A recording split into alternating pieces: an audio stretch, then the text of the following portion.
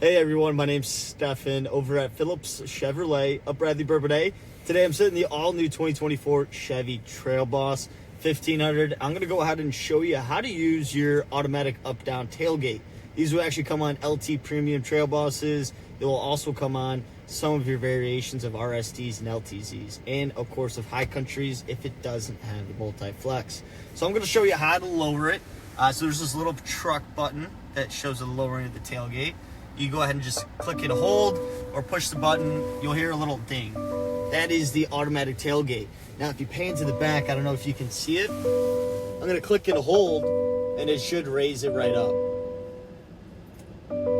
So you don't have to get in and out. It's very convenient. You can also use it on the key fobs, or if you actually lift it up halfway, we'll go ahead and catch and close it by itself. If you guys want to test drive one of the Chevy Trail Boss, maybe take it off-roading, come see us at Phillips Chevy of Bradley Bourbonnais. Thank you, and have a great day.